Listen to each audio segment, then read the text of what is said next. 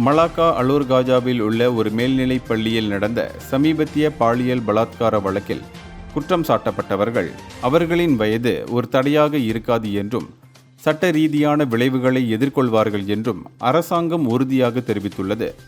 அமைச்சர் Datuk Seri Azalina Othman side செய்தியாளர் சந்திப்பில் இது குறித்து தெளிவுபடுத்தினார்.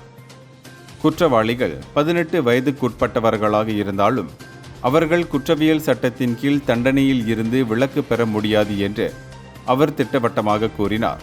தவறு தவறுதான், தீமை தீமைதான் என்று அசாலினா வலியுறுத்தினார். பாலியல் பலாத்காரம் ஒரு கிரிமினல் குற்றம் என்றும் சிறார் நீதிமன்றங்கள் போன்ற பிரத்யேக நீதிமன்றங்களில் சிறுவர்கள் மீதும் குற்றப்பத்திரிகை தாக்கல் செய்ய முடியும் என்றும் அவர் விளக்கினார். இந்த வழக்கில் SPM தேர்வு எழுதவிருக்கும் 17 வயதுடைய 4 ஆண் மாணவர்கள் தற்போது விசாரணையில் உள்ளனர். அவர்கள் தொடர்ந்து தங்கள் தேர்வுகளை எழுத முடியும் என்று கல்வி அமைச்சர் ஃபட்லினா சீடேக் வலியுறுத்தியுள்ளார்.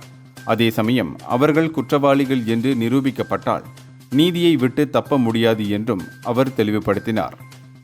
இந்தியர்களின் இதய குரல் மக்களோசை.